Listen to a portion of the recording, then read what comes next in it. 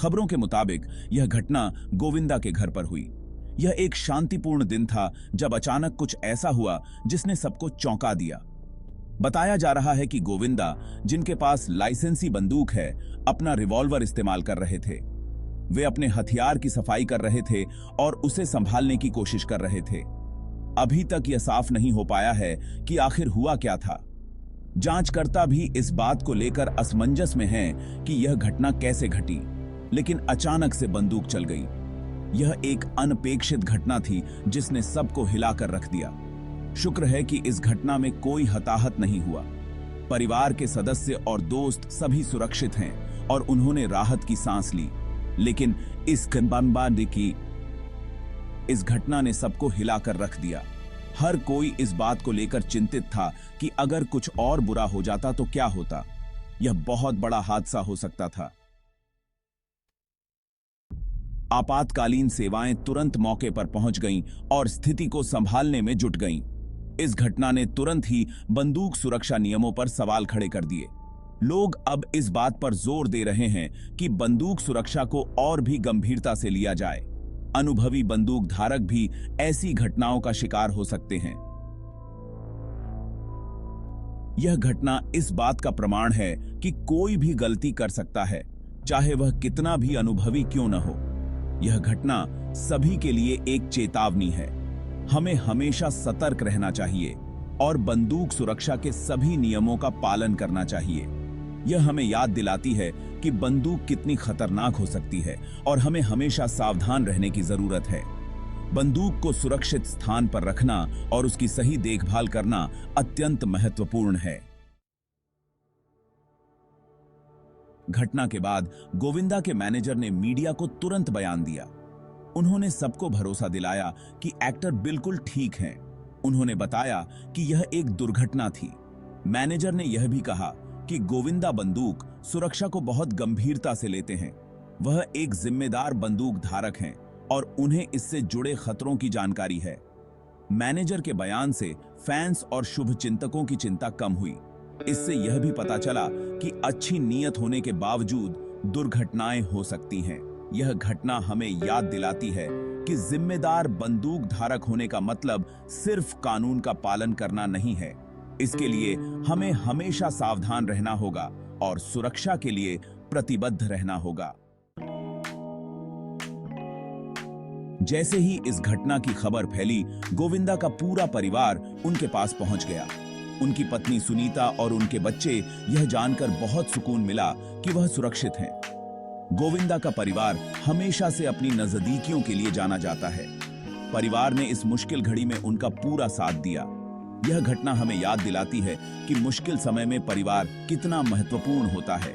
गोविंदा के लिए उनके परिवार का प्यार और समर्थन निश्चित रूप से बहुत बड़ी ताकत रहा होगा। यह घटना इस बात का सबूत है कि मुश्किल समय में अपनों का प्यार और साथ बहुत बड़ा सहारा होता है। भाग 5, गोविंदा, फिल्मों और राजनीति का सफर। गोविंदा को किसी परिचय की जरूरत नहीं है। वह भारत के हर घर में जाना पहचाना नाम है। दशकों से उन्होंने अपनी अदाकारी से सबको मोहित किया है। अपनी बेहतरीन कॉमिक टाइमिंग और बेहतरीन अभिनय के लिए जाने जाते हैं। गोविंदा ने कई पीढ़ियों का मनोरंजन किया है। उन्होंने 150 से ज्यादा फिल्मों में काम किया है। अपने शानदार फिल्मी करियर के अलावा गोविंदा ने राजनीति में भी हाथ आजमाया। वह 2004 से 2009 तक संसद सदस्य रहे।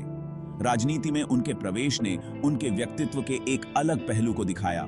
इससे पता चलता है कि वह लोगों की सेवा के लिए कितने समर्पित हैं। भाग 6, एक चेतावनी। बंदूक सुरक्षा।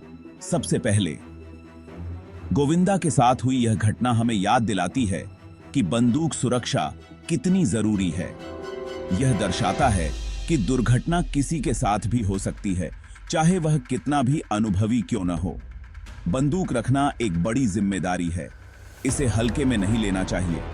यह याद रखना बहुत जरूरी है कि बंदूक खिलौने नहीं होते हैं।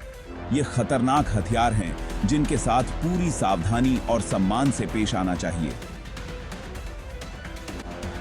बंदूक को सही जगह पर रखना, सही तरीके से इस्तेमाल करना और सुरक्षा नियमों की जानकारी होना बेहद जरूरी है।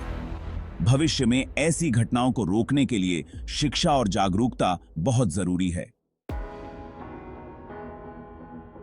भाग 7, ठीक होने की राह पर एक सकारात्मक दृष्टिकोण। हालांकि यह घटना निश्चित रूप से डरावनी थी, लेकिन अच्छी खबर यह है कि गोविंदा अब ठीक हैं। उन्होंने इस घटना को पीछे छोड़ दिया है। एक्टर अब अपनी सेहत पर ध्यान दे रहे हैं। उनके परिवार और दोस्त उनका पूरा ख्याल रख रहे हैं। यह घटना हमें जिंदगी की नाजुकता का एहसास दिलाती है। यह हमें यह भी सिखाती है कि हमें मजबूत और सकारात्मक बने रहना चाहिए। गोविंदा के फैंस उन्हें स्वस्थ देखकर बहुत खुश हैं। वह उनकी वापसी का बेसब्री से इंतजार कर रहे हैं। उनकी तीसरा शो की का I don't ever slow up, no I don't take shit. I got no love for the fakeness. If you wanna play tough and wanna hate this, I'll always show up.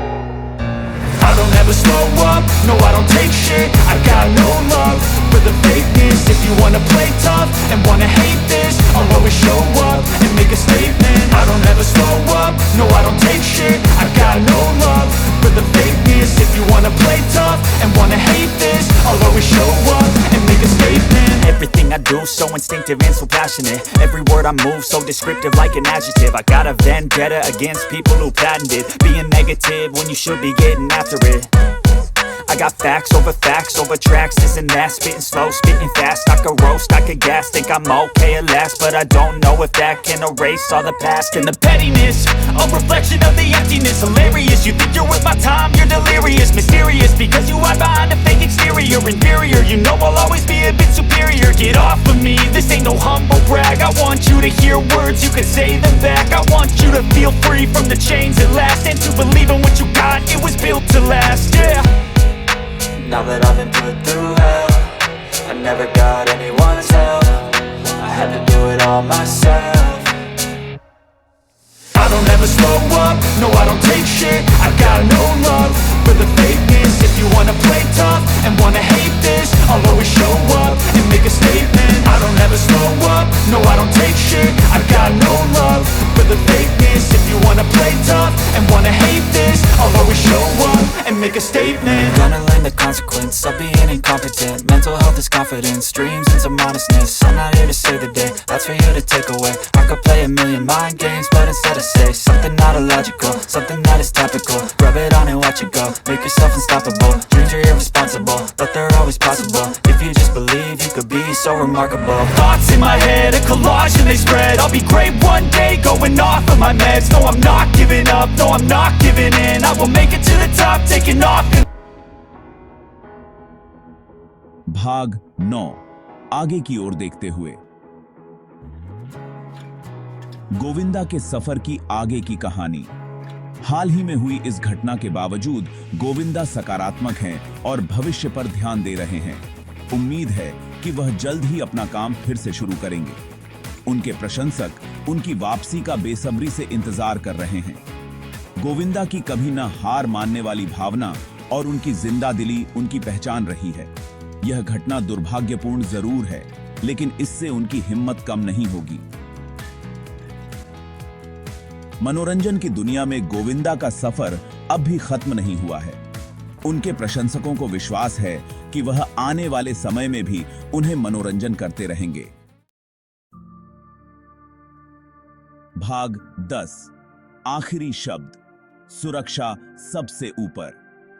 Govinda के साथ हुई यह घटना हमें याद दिलाती है कि सुरक्षा को हमेशा सबसे ज्यादा महत्व देना चाहिए, खासकर जब बात बंदूक जैसे खतरनाक हथियार की हो।